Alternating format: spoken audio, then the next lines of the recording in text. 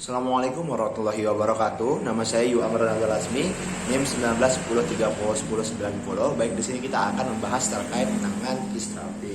Di sini kita memiliki skenario, yaitu ada seorang anak datang ke klinik fisioterapi Aisyah Yogyakarta bersama ibunya. Anak itu berumur 2 tahun. Di sini dia memiliki keluhan kesulitan, ya, memiliki kesulitan atau berat ketika melakukan inspirasi atau menarik napas.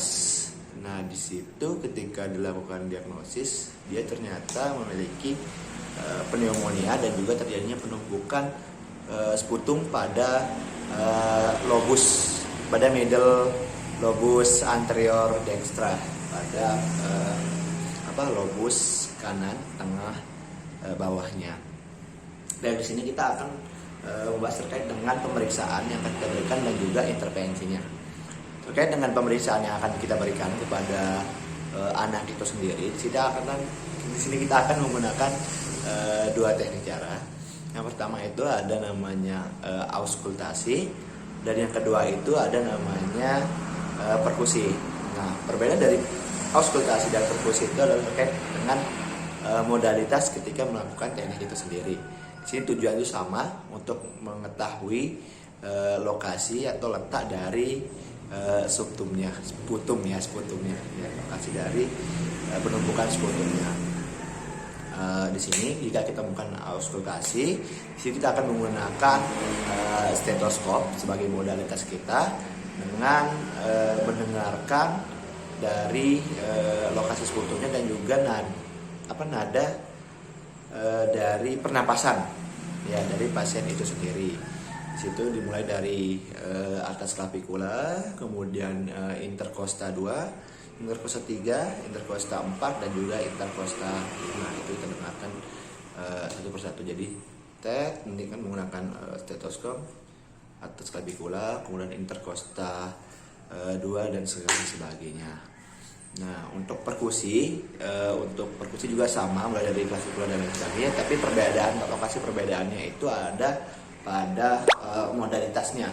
Jika tadi auskultasi itu menggunakan stetoskop, sedangkan perkusi menggunakan tangan. Dengan teknik tangan akan diletakkan pada posisi yang akan diperiksa, kemudian tangan yang satunya akan memberikan ketukan. Nah, kita akan memberikan ketukan pada situ, diberikan ketukan sama dari atas clavicula, intercosta dan sebagainya. Nah, ketika sudah mengetahui lokasi dari sputumnya itu tadi, situ kita bisa memberikan intervensi. Adapun intervensi yang kita bisa berikan itu di sini sekitar ada 5.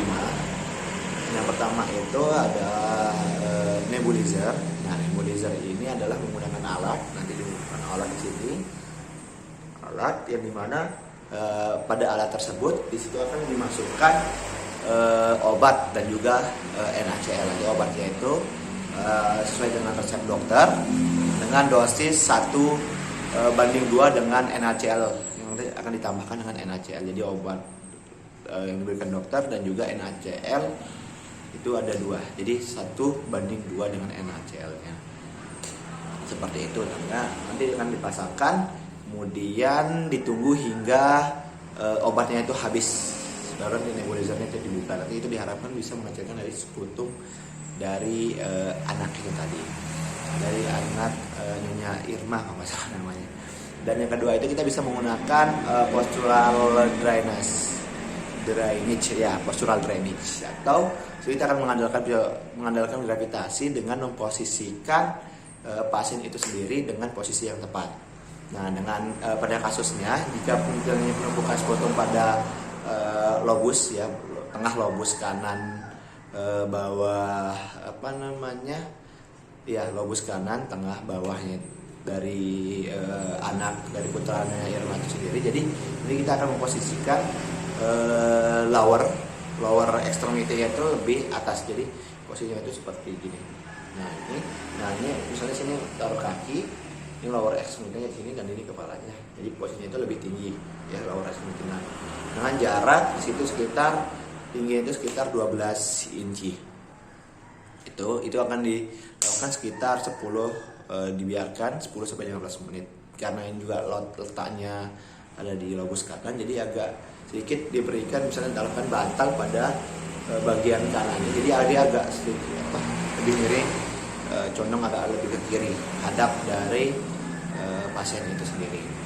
Nah, kemudian kalian juga bisa memberikan tepuk temen atau clapping. Nah, tepuk temen dan clapping ini bentuknya itu seperti kita akan menepuk entah itu dada ataupun bisa dari punggung pasien itu sendiri. Adapun tangan yang akan melakukan tepuk temen itu kita akan membentuk seperti mangkok seperti ini, kemudian memberikan tepukan, dan tepukannya itu lebih misalkan lebih banyak dilakukan pada area yang terjadi pada sekutum itu sendiri. Misalnya ini adalah lobus kanan saya pada bagian middle dan juga pada bagian kantilnya, jadi diberikan begini.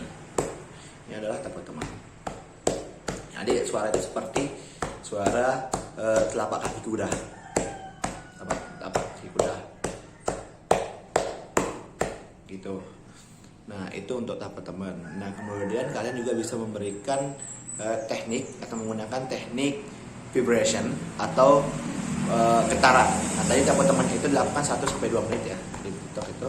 Nah, untuk yang vibration itu dilakukan sebanyak 3-5 kali bisa untuk melakukan vibrasi. Nah, vibrasi itu sendiri adalah getaran yang dimana kita akan menggetarkan area dada pasien tersebut selama 3-5 kali ketika dia akan melakukan ekspirasi atau menghembuskan napas. Jadi pasien akan diminta untuk menarik napas. Ketika menghembuskan napas baru diberikan vibrasi. Adapun caranya itu adalah tangan satu dengan tangan satu akan saling tumpang tindih. Nah, baru diletakkan. Nah, itu bisa diletakkan pada lokasi sekutumnya. Nah, jadi pasien menunda napas, dan ketika menghela napas barulah diberikan vibrasi. Jadi contohnya seperti ini. Gitu. Lalu kita akan memberikan vibrasi kepada pasien itu ketika dia melakukan ekspirasi. Nah, kemudian adalah meminta pasien untuk batuk, ya. Pasien untuk batuk, nanti diharapkan dari batuk tersebut sekutumnya itu akan ikut keluar ketika melakukan batuk tadi. Nah, jika pun nanti tidak bisa batuk, biasanya sekutumnya jika dia benar-benar akan peluru atau copot, jadi kan tadi lengket kan, jadi copot dia bisa akan ikut keluar bersama dengan feses. Nah, dari itu mungkin demikian yang dapat saya sampaikan. Terima kasih atas perhatiannya. Saya Yuamran Abdul Azmi pamit undur diri. Wassalamualaikum warahmatullahi wabarakatuh.